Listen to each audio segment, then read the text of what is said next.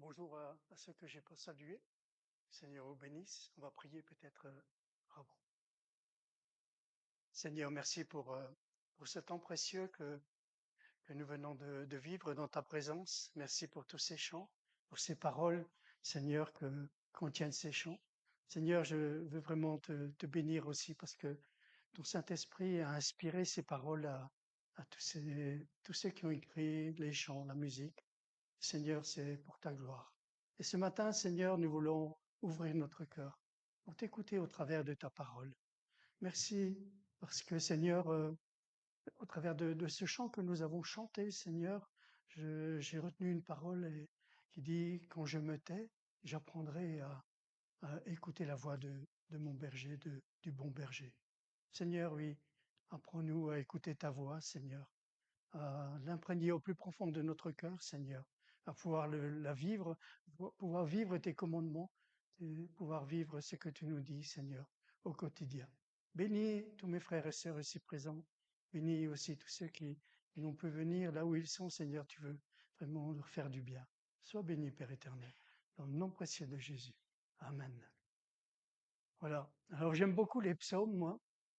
Il se passe pas une journée sans que je lise un psaume. Je sais pas si vous êtes comme moi, mais moi j'aime la parole de Dieu, j'aime la Bible, et en fin de compte, quand le matin avant d'ouvrir ma Bible, je suis déjà plein de joie. Je suis heureux parce que je sais que je vais ouvrir la parole de Dieu.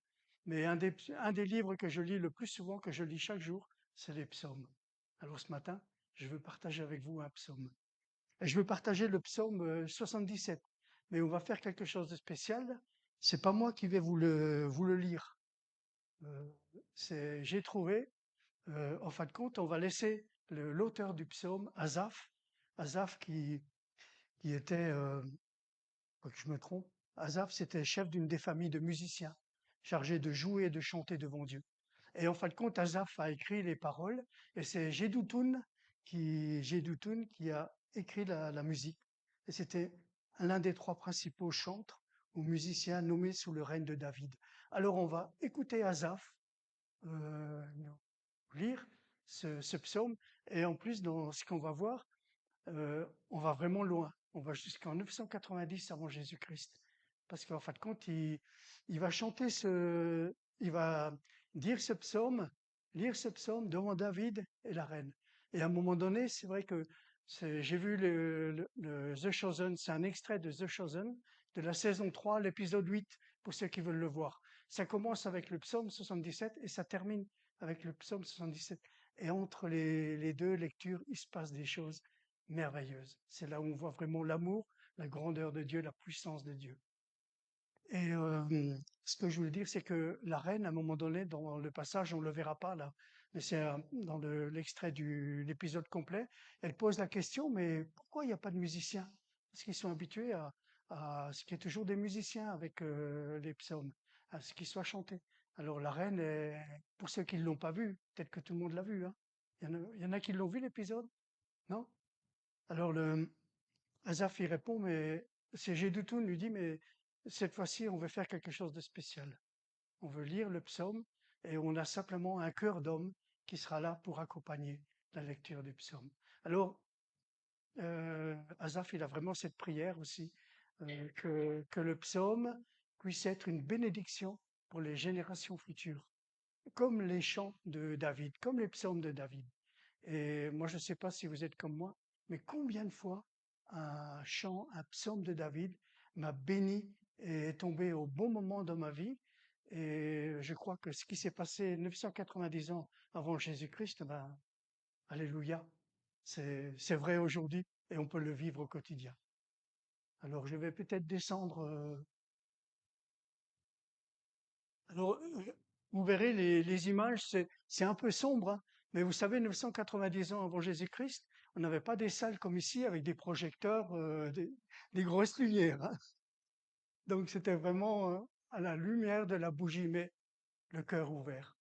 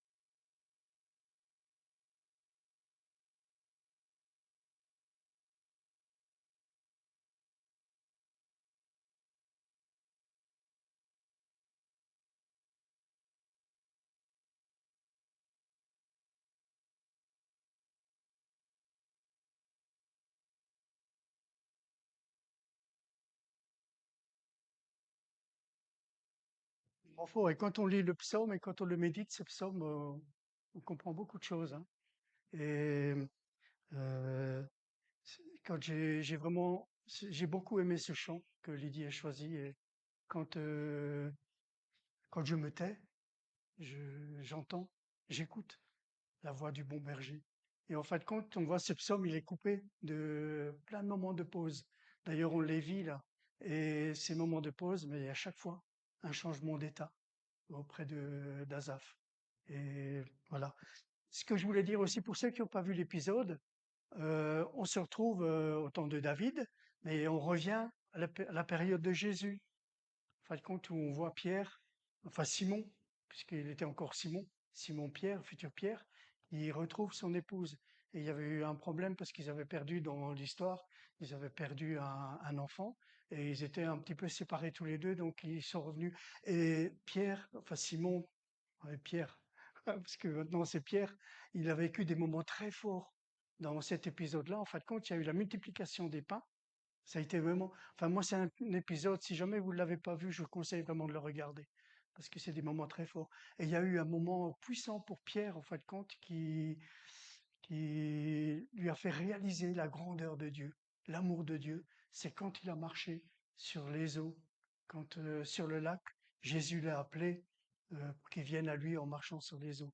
Et bien sûr, quand il a vu comme ça bougeait tout autour de lui, il a coulé. Mais Jésus était là. Et Jésus, et ça a été des moments très forts, et c'est à partir de là qu'il a changé. Donc, moi, c'est quelque chose qui m'a beaucoup interpellé quand j'ai lu encore ce psaume-là. Et je me dis, en fin de compte, le vœu d'Azaph, que ce psaume soit une bénédiction pour les générations, c'est, c'est réel encore aujourd'hui. On peut le dire parce qu'à l'époque, Dieu était grand, était tout-puissant. Il a fait sortir son peuple d'Égypte, il l'a libéré. Il y a eu Jésus, il y a eu des temps forts du temps de Jésus, et il y a ce que nous vivons par le Saint-Esprit, ce que nous vivons avec Jésus, par son Saint-Esprit au quotidien. Et je crois que la puissance de Dieu est vraiment, nous n'avons de cesse de la voir. Dieu est grand. Lui seul est incomparable. Bon, on va revenir au psaume. J'ai fait une introduction un petit peu longue, je voulais quand même vous expliquer un peu l'épisode. Mais si vous avez l'occasion de le voir, moi je trouve que la saison 3, ça a été la saison la plus forte. Elle est vraiment puissante, hein. Moi j'espère qu'il y a beaucoup de personnes je prie que beaucoup soient touchés, que vraiment le Seigneur touche les cœurs avec cette série. Voilà, alors pour revenir à ce psaume, on voit Asaph, en fin de compte, je sais pas pourquoi je vais toujours prendre le micro, là. Je le ramasserai après. On voit Asaph donc qui pousse des cris. En fin de compte, le début du psaume, il décrit l'état d'esprit d'Asaph. Il a plein d'interrogations. Et ces interrogations, c'est Dieu a-t-il cessé de nous aimer? Il ne semble plus s'occuper de son peuple. Et en fin de compte, il découvre aussi qu'il n'y a plus de consolation dans les difficultés présentes. Et il se souvient avec nostalgie des temps meilleurs. Il se remémore les exploits de Dieu. Mais en fin de compte, on verra que se rappeler les exploits de Dieu, le temps de la sortie d'Égypte, de la traversée de la mer Rouge, ben ça ne lui fait pas d'effet. Il reste vraiment inconsolable. Et en fin de compte, moi je me suis dit pour nous, c'est un psaume, c'est vrai que moi je le lis pas souvent, mais chaque fois que je le lis, ça a été dans des moments peut-être qui ont été un peu difficiles pour moi, des jours sans. Parce qu'on a des jours avec et on a des jours sans. Souvent, les sans, c'est avec des lettres majuscules, hein, sans, parce que on a l'impression d'être seul, que Dieu nous a abandonnés, il est plus à nos côtés. Et ce psaume m'a fait du bien parce qu'en fin de compte, il nous présente la délivrance et le rétablissement de la confiance. Et c'est ce qu'on voit, ce qui se passe avec Asaph. On voit qu'il a crié à Dieu pardon, et Dieu l'a écouté. Et crier, c'est vrai que c'est plus qu'un désir. C'est un cri, c'est l'expression de la faiblesse, de la dépendance, du recours à Dieu. Et souvent, quand on crie, on a le cœur droit, On a l'âme, c'est vraiment notre âme qui crie vers Dieu. Alors les causes du découragement, il peut y en avoir multiples, hein. Il peut y avoir un péché que j'arrive pas à me défaire. Il peut y avoir une épreuve qui me fait douter de la bonté de Dieu. Il y a plein de multitudes de petits péchés, d'épreuves. Il y a plein de choses dans la vie. Et moi, personnellement, c'est vrai, j'ai traversé aussi beaucoup de choses, comme la maladie, la séparation, le décès. Mais bon, chaque fois, au travers de la parole de Dieu, j'ai trouvé des encouragements et vraiment, j'ai trouvé de quoi fortifier ma foi pour continuer à marcher. Et ce que nous allons voir au travers de l'étude de ce psaume, c'est, en fin de compte, j'ai intitulé ce message Le secret d'Azaph. Et ce secret d'Azaph peut devenir notre secret à chacun de nous. Donc on a vu qu'il utilise des mots très forts, Azaph. Sa voix s'élève à Dieu et je crie. Il répète une deuxième fois, ma voix, à croire que Dieu l'a pas entendu. Ma voix s'élève à Dieu et il m'écoutera. Il a cette assurance que mes voix s'élèvent à Dieu et je sais qu'il m'écoutera. Au jour de ma détresse, je cherche le Seigneur. Alors, il est concentré sur lui-même. C'est vrai qu'il cherche le Seigneur, mais il reste concentré sur le Seigneur. On voit dans ces premiers versets, les 4 premiers, il y a mon âme, mon esprit, mon cœur, ma détresse. D'autres diront, quand on parle un petit peu de ce qu'on vit, ma maladie, mon problème, ma difficulté, mon travail, mon stress. Mais là, le psalmiste, il est vraiment centré sur lui-même. Et il a, il y a un peu une amertume qui s'installe dans son esprit. Et là, il a vraiment cette impression que Dieu n'est plus favorable. Alors il a cette question, si Dieu m'a-t-il abandonné? Et on trouve vraiment, tu tiens mes paupières en éveil, et dans mon trouble, je ne puis parler. J'aime bien, il y a aussi un verset, le verset 3, qui est fort. Il dit, mon âme refuse toute consolation. Il n'arrive pas à être consolé. Est-ce que ça vous est jamais arrivé de, même de lire la parole de Dieu, que quelqu'un vous dise un encouragement, et vous n'arrivez pas, ça ne va pas, j'arrive pas. Euh, donc je continue à lancer des cris de détresse. Alors, pour ceux qui ont vécu déjà des dépressions ou des moments difficiles, ils savent ce que c'est d'avoir des cris de détresse. Et moi, je me souviens, je vais vous donner un petit témoignage par rapport à, c'était en 2018, j'ai fait un burn-out, mais pas un burn-out massif, c'était le début d'un burn-out, hein. Mais j'y entrais, hein, là, bien, parce que je rentrais à la maison, je pleurais, j'étais stressé, j'avais un collègue là au travail qui me harcelait, c'était vraiment, alors travail, c'était que travail. Et je suis rentré à la maison, c'était un vendredi, je me souviens, j'ai pris ma température, j'étais brûlant, je pleurais, j'étais brûlant, j'ai prié à Dieu, mais rien à faire. Puis en fin de compte, j'ai pris ma température, j'avais presque 40 degrés. Alors je suis resté pendant un week-end, 2 jours, je suis resté enfoncé dans mon fauteuil avec la Bible à côté de moi. Une bouteille d'eau, je me levais de temps en temps mais je mangeais pas et tout, et la Bible, et je cherchais le Seigneur. Puis à un moment donné, je suis tombé sur un passage dans 1 Samuel 9, c'est le verset 27, c'est le passage où Saül il va vers Samuel, parce que c'est celui que Dieu avait choisi pour être roi d'Israël, Saül. Et dans ce passage, donc ils discutent ensemble, ils mangent ensemble, et quand à un moment donné Samuel raccompagne Saül, il lui dit, et toi, arrête-toi maintenant, et je te ferai entendre la parole de Dieu. Waouh! Je suis tombé sur ce verset-là, ça m'a touché comme une flèche qui me touche en plein cœur. Et là, le Seigneur m'avait parlé, arrête-toi, et toi, arrête-toi, et je te ferai entendre la parole de Dieu. Et là, j'ai rencontré Dieu en continuant à lire la parole de Dieu.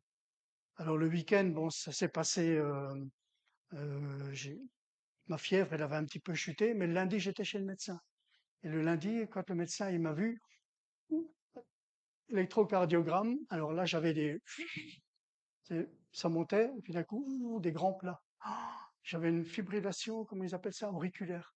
Ils m'ont envoyé en vitesse chez le cardiologue et bon, là, j'étais bien parti pour un burn-out. Et je me suis arrêté. Donc, pendant une semaine, il m'a d'abord arrêté, puis il a dit, on verra s'il faut prolonger. Et pendant cette semaine-là, ben, le Seigneur parce que j'ai médité la parole de Dieu, parce que j'ai recherché le Seigneur, et puis je me suis basé, j'ai essayé de me rappeler tout ce que le Seigneur avait déjà fait. Il a parlé qu'il était guéri d'un cancer, il m'a guéri d'un cancer, le Seigneur.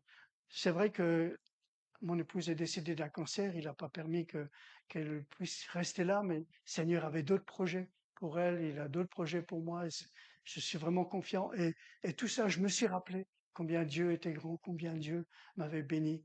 Et donc, j'ai pris des décisions, et c'est après ce temps d'arrêt, en fin de compte, le Seigneur m'a rétabli, et j'ai pris la décision en 2019 de prendre la retraite. Et de ne plus stresser dans mon travail, de réduire. Et donc, j'avais mon remplaçant et en fin de compte, je lui donnais le travail. Je me déchargeais pas sur lui, mais je partageais avec lui tout en le suivant. Voilà. Donc, on voit, pour revenir au psaume, on voit que il s'adresse à Dieu. Dans ses souffrances, le psalmiste n'oublie pas Dieu, puisque c'est vers lui qu'il se tourne. C'est important, toujours. La nuit, mes mains sont étendues sans se lasser. Et c'est vrai que la souffrance, elle peut durer longtemps, hein. Je lève mes mains, c'est le symbole de prier. Je lève mes mains vers Dieu, je crie à Dieu, mais je peux lever les mains longtemps, c'est la persévérance. Tant que je vais, même s'il y a de la souffrance, et tant que je lève les mains pour prier, pour crier à Dieu, je persévère à le chercher. Et le Seigneur sera fidèle, il répondra. Alors, on voit dans cette partie-là, il y a à chaque fois quelque chose qui revient. Il parle de méditation. Je médite, je me souviens. Et c'est là qu'au travers donc de ces premiers versets, on voit l'importance de la méditation. Parce que la parole de Dieu, il suffit pas de la lire comme une histoire qu'on lit, comme un roman qu'on lit. C'est quelque chose qu'il faut méditer. Non, c'est pas toujours facile, c'est vrai. Mais est-ce que ça vous est déjà arrivé quand le matin ou n'importe quand, vous voulez louer le Seigneur, vous voulez écouter sa parole, vous voulez l'écouter, méditer la parole de Dieu et vous n'y arrivez pas. Qu'est-ce que vous pouvez faire? Alors moi j'ai une bonne recette. Je sais que chez moi ça marche, hein. Souvent je prends même un chant, les paroles d'un chant, et j'écoute pas la musique, mais je chante moi-même avec ces paroles. Ou je prends un psaume. C'est pour ça que les psaumes sont intéressants.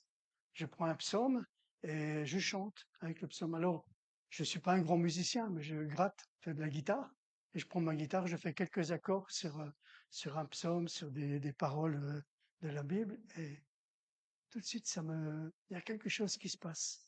Et je me sens pénétré dans la présence de Dieu. Et moi, je trouve que la musique, elle a une forte influence sur nos émotions. C'est vrai qu'elle ouvre un chemin en nous et un chemin qui va droit au cœur. Ce qui est important, c'est pas seulement que nos émotions nous gouvernent, mais il faut que ça aille vraiment dans le fond de notre cœur, que la parole de Dieu, elle aille jusqu'au fond de notre cœur. Alors moi, j'aime écouter des chants. Ça m'inspire beaucoup. Et quand je suis bloqué par une situation, ben, souvent je chante. Et ça me libère. Ça me permet de me mettre à l'écoute de Dieu. Et j'ai trouvé un passage qui était super dans 2 Rois 3, ce qui est arrivé au prophète Élisée. Un jour, il a demandé à un musicien de venir. Et la Bible elle nous dit, et comme le joueur de harpe jouait, la main de l'Éternel fut sur Élisée. Et vous savez ce qui s'est passé? Et c'est alors qu'il a commencé à prophétiser. À partir du moment où le musicien il a joué, il y a des choses qui se sont passées. La main de l'Éternel était sur Élisée. Alors là, j'ai noté 3 bonnes raisons de louer Dieu. La louange vous conduit dans la présence de Dieu. La louange, elle actionne le bras de Dieu. Et la louange, elle vous apaise. Elle nous apaise. Réjouis-toi dans la présence du Seigneur en l'adorant, en l'écoutant te parler de ta vie. Parce qu'en fin de compte, quand je médite la parole de Dieu, Dieu, au travers de sa parole, il me parle de ma vie. Et il me montre aussi des choses qui sont peut-être à régler, des chemins que je dois prendre, que je dois pas prendre. Et donc, il faut qu'on apprenne vraiment à nous réjouir dans la présence du Seigneur. Alors, on voit le psalmiste, à un moment donné, il dirige ses pensées, ses émotions vers les pensées de Dieu. Parce que, en fin de compte, il aurait pu crier dans le vide, être agressif, c'est ce que beaucoup font. Dans le monde, ils font beaucoup. Mais crier à Dieu, c'est pas pareil. Parce qu'en fin de compte, c'est à Dieu qu'il crie. Alors, je crois que je me suis souvenu de cette prière que les disciples avaient, Jésus, Jésus, Seigneur, apprends-nous à prier. Et je crois que nous pouvons aussi demander à Dieu de nous apprendre à méditer sa parole, de nous donner de la patience, parce qu'on a besoin de la patience, et des habitudes qui permettront à nos pensées de s'arrêter sur les paroles, de les noter. Enfin, je ne sais pas si vous êtes comme moi, j'ai un cahier, et puis quand il y a des choses vraiment qui sont importantes, toute la parole de Dieu est importante. Mais s'il y a quelque chose de précis vraiment pour ma vie, au moment précis où je la consulte, où je consulte Dieu, je note. Et je note mon expérience. Alors des cahiers, j'en ai une pile comme ça. Parce que ça fait depuis 86 que je connais le Seigneur. Donc là, j'en ai ouvert un il n'y a pas longtemps, la semaine dernière. Que le Seigneur nous donne de la patience, des habitudes aussi, de savourer les paroles de Dieu. Ça, c'est quelque chose d'important. De les déguster comme un mets délicieux et de les digérer intérieurement. Les digérer, c'est pour pouvoir les mettre en pratique. Voilà que vraiment la parole de Dieu habite en nous avec toute sa richesse. J'avais relevé Abraham Lincoln, j'avais noté une fois, sans la Bible, nous ne pourrions savoir ce qui est juste ou ce qui ne l'est pas. Toutes choses les plus désirables pour le bonheur de l'homme, ici-bas et au-delà, y sont dépeintes. Donc, on ne peut pas se passer de la Bible. Alors, je vais au verset suivant, verset 6. Asaph, il dit, je pense aux jours anciens, aux années d'autrefois. Je pense à mes cantiques pendant la nuit. Je fais des réflexions au-dedans de mon cœur et mon esprit médite. Et là encore, il médite. Il fait des réflexions au-dedans de son cœur. Le Seigneur, alors là, il se pose des questions. C'est le temps des questions. Le Seigneur jettera-t-il pour toujours? Ne sera-t-il plus favorable? Sa bonté est-elle à jamais épuisée? Sa parole est-elle anéantie pour l'éternité? Dieu a-t-il oublié d'avoir compassion? A-t-il dans sa colère retiré sa miséricorde? Cette question, elle peut être grave, hein, parce que ça peut être, si dans sa colère, en général, Dieu a de la colère contre nous, si on a un péché, s'il y a quelque chose qui, voilà, où on ne s'est pas débarrassé. Alors c'est important. Il faut qu'on apprenne à poser des questions, comme Asaph. C'est un bon modèle, Asaph. Il pose des questions. Parce que méditer, c'est en grande partie poser des bonnes questions. Alors, est-ce que vous vous posez des questions quand vous lisez la parole de Dieu? Ouais? Non? Ouais. Moi aussi, je me pose des questions. J'en ai noté quelques-unes. Euh, Par exemple, j'ai deux questions que je me pose souvent. Est-ce que ce passage m'apprend quelque chose sur Dieu le Père, Dieu le Fils ou Dieu le Saint-Esprit? Et une autre question, est-ce que dans ce que je lis, y a-t-il un exemple à suivre ou ne pas suivre? Ça, c'est deux questions importantes dans ma méditation. Alors, on peut se poser d'autres questions. Quelle différence cela entraîne-t-il? Est-ce que je prends cela vraiment au sérieux? Si j'oublie ceci, quel impact cela aura-t-il sur ma vie? L'ai-je oublié? Est-ce que je vis à la lumière de cette vérité? Ça, c'est une question aussi importante. Je crois que c'est une question importante à se poser quand je médite la parole de Dieu.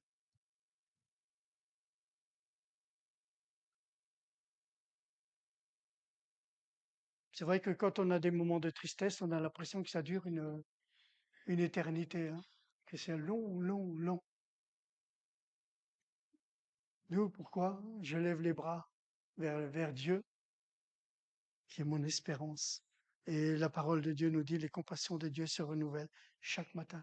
Et à notre réveil, si ça n'est pas la veille, si ça n'est pas quand tu t'es endormi, tu as prié, tu as tout remis au Seigneur, ben, tu peux être sûr que le lendemain, à ton réveil, les compassions du Seigneur sont toujours là et bien réelles. Alors il y a aussi ce passage où il dit que mon âme refusait d'être consolée. Il est inconsolable. Alors il en vient à la conclusion suivante. Voici, me suis-je dit, ce qui fait ma souffrance, le Très-Haut n'agit plus comme autrefois. Il se rappelle tout ce que le peuple hébreu avait vécu et il dit, mais maintenant, Dieu, voilà, on a l'impression qu'il n'agit plus comme autrefois. Alors ça, c'est pas une question, c'est une affirmation. Parce qu'en fin de compte, il y a deux choses. Il y a son esprit, il a compris les merveilles de Dieu par son intelligence, mais son cœur n'a pas encore adhéré à tout ça. Et c'est pour ça qu'il fait bah, ça fait toujours ma souffrance. Le Très-Haut n'agit plus comme autrefois. Et c'est là qu'il y a un changement. À partir de ce moment-là, il change. Il dit, je rappellerai les œuvres de l'Éternel, car je me souviens de tes merveilles d'autrefois. Il y avait une pause, puis tout d'un coup, c'est comme si, en fin de compte, tout était descendu jusqu'au fond de son cœur. C'est comme si le Seigneur avait mis dans son cœur, non, je suis toujours là près de toi. Je rappellerai, et c'est là qu'il acclame son Dieu, je rappellerai les œuvres de l'Éternel, car je me souviens de tes merveilles d'autrefois. Je parlerai de toutes tes œuvres, je raconterai tes hauts faits. Ô Dieu, tes voies sont saintes. Quel Dieu est grand comme Dieu. Tu es le Dieu qui fait des prodiges. J'aime bien ce passage. Ô Dieu, tes voies sont saintes. Ça, c'est quelque chose qu'il ne faut pas oublier. Quel Dieu est grand comme Dieu. Il s'est passé quand même quelque chose dans le cœur d'Azaph pour il arrive à dire ça. Oh, quel Dieu est grand comme Dieu. Tu es le Dieu qui fait des prodiges. Est-ce que vous croyez que notre Dieu est le Dieu qui fait des prodiges? Oui. Tu as manifesté parmi les peuples ta puissance. Par ton bras, tu as délivré ton peuple.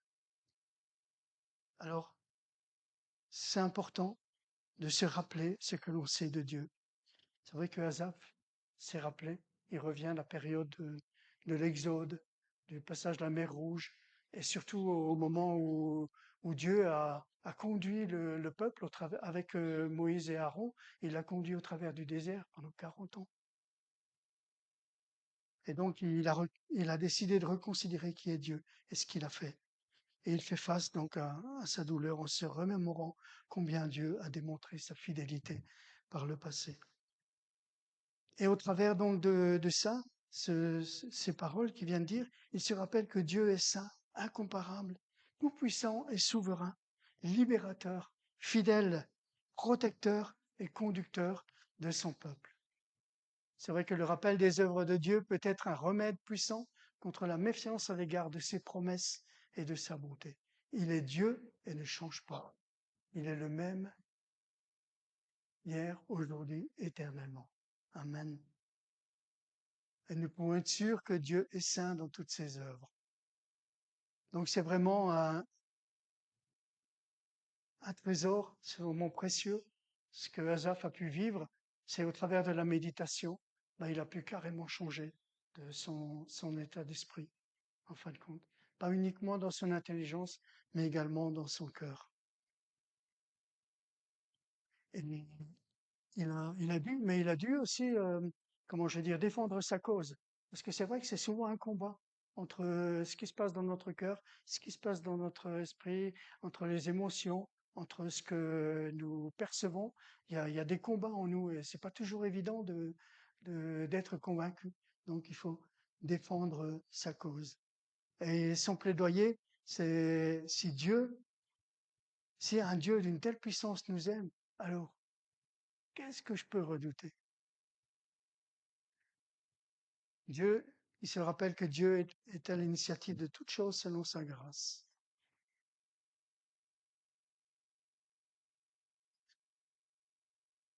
Dieu est avec nous dans l'épreuve. Et ce que je trouve merveilleux, c'est que le fait de louer le Seigneur, comme ça, de découvrir que Dieu est un Dieu incomparable, un Dieu merveilleux, c'est qu'en fait de compte, il a une vision de Dieu renouvelée. Et ça produit vraiment un changement radical dans son cœur. Alors les derniers versets du psaume On voit, c'est des images qui sont incroyables, hein. Les eaux ont vu, ô Dieu, les eaux ont vu, elles ont tremblé. Les abîmes se sont émus, les nuages versèrent de l'eau par torrents, le tonnerre retentit dans les nues et tes flèches volèrent de toutes parts. Ton tonnerre éclata dans le tourbillon, les éclairs illuminèrent le monde, la terre s'émut et trembla. Tu te frayas un chemin par la mer, un sentier par les grandes eaux, et tes traces ne furent plus reconnues. Tu as conduit ton peuple comme un troupeau par la main de Moïse et d'Aaron. Alors là, c'est vraiment les termes d'une méditation réussie. Asaph a réussi vraiment cette méditation. Et il fait référence à l'exode suprême. Mais je crois que nous, en tant que chrétiens, nous avons aussi un moyen bien plus supérieur de savoir que Dieu ne nous abandonnera jamais. C'est qu'en fin de compte, Jésus, il a accompli le plus grand exode qui soit. Il nous a pas seulement affranchis de l'esclavage, mais il nous a libérés du péché, délivrés de la mort. Et la mort sur la croix, c'est vraiment un modèle de ce que Dieu peut accomplir. Parce qu'en fin de compte, la mort sur la croix pourrait passer comme un échec, mais ça a été vraiment une puissance, ça a été vraiment quelque chose de merveilleux, puisque à travers de sa mort, nous sommes pardonnés, nous sommes délivrés, et par sa résurrection, nous avons la vie éternelle. Et je crois qu'en méditant cela, nous aurons vraiment les ressources pour faire face à toute éventualité. Alors je vais conclure, il est temps. On voit que vraiment le tournant du psaume, c'est le verset 12, où il a déprimé, il a crié à Dieu. Et il savait que Dieu, en fin de compte, avait libéré le peuple hébreu, mais il l'avait pas emmagasiné, rempli, il n'avait pas rempli son cœur de toutes ces choses. Et donc, à partir du verset 12, ça y est, c'est fait. Il a son cœur qui est rempli de l'amour de Dieu. Je rappellerai les œuvres de l'Éternel, car je me souviens.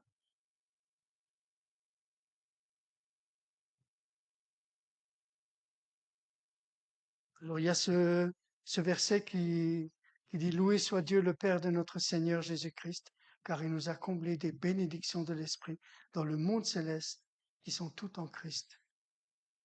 Je crois que c'est vrai que nous sommes bien avantagés par rapport à Asaph. Parce que Asaph, il connaît pas l'ensemble de la Bible. Il connaît pas l'ensemble du plan de Dieu. Et nous nous connaissons pas tout. Nous apprendrons encore à connaître des choses, hein, mais moi je fais confiance à Dieu et chaque jour, fidèle à la parole de Dieu, je la consulte et j'apprends de nouvelles choses. Alors moi j'aimerais vous laisser pour terminer 3 exhortations.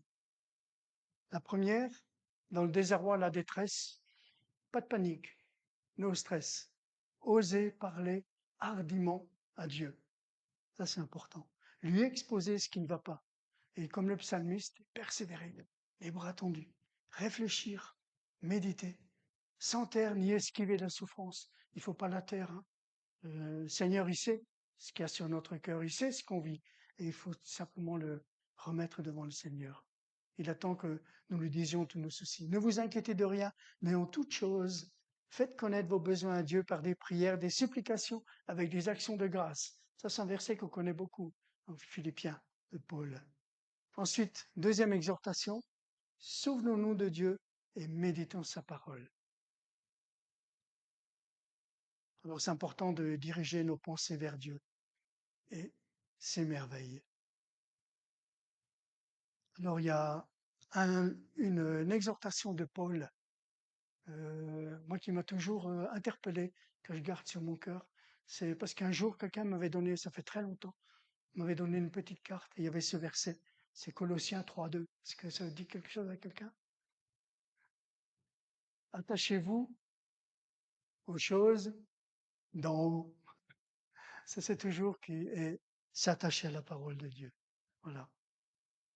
Son esprit qui habite en nous nous aide en orientant nos pensées vers les choses d'en haut. Rester dans le calme de sa présence. Se rappeler qu'il est un Dieu d'abondance et qu'il ne manquera jamais de ressources. Quelqu'un a dit, aussi longtemps que vous n'avez pas tenté l'impossible, vous n'avez jamais mis à l'épreuve les ressources de Dieu. Donc, il y a de quoi faire encore, hein. Alors, quelque chose qui est important aussi, marquez ce psaume dans votre Bible. Parce que c'est vrai que le psaume 23, on va le lire plus souvent. Il est super, le psaume 23. On le connaît par cœur. Mais celui-là, marquez-le. Parce que dans les moments difficiles, quand vous serez un petit peu perdu, ben, allez dans ce psaume, vous verrez. Vous allez rencontrer Dieu. Dieu est fidèle, n'oubliez pas. Dieu est fidèle. Il s'intéresse à nous. Alors, j'ai encore relevé un verset, plusieurs que j'ai trouvé dans Deutéronome. Alors, c'est rappelle à ton souvenir les anciens jours, passe en revue les années, la portion de l'Éternel, c'est son peuple.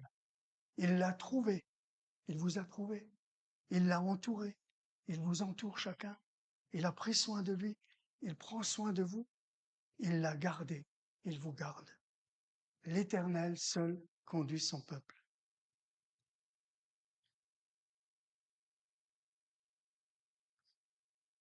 Alors j'ai une parole de Mère Teresa aussi. J'aime beaucoup les pensées, ce que Mère Teresa dit. C'est prends le temps d'être seul avec Jésus et Jésus deviendra de plus en plus tout dans ta vie. C'est super ça, hein. J'en ai une autre et je terminerai avec celle-là. Alors, donc, se rappeler que la vie chrétienne n'est pas la merci de nos ressentis, mais de la vérité de Jésus-Christ. C'est une personne qui nous aide à lutter contre le découragement spirituel. C'est Christ lui-même. Alors, mon souhait le plus sincère ce matin, c'est que vous puissiez y rencontrer Jésus au travers de toutes vos méditations, celui qui inspire tout ce que nous faisons, le Dieu vivant, notre Seigneur Jésus-Christ.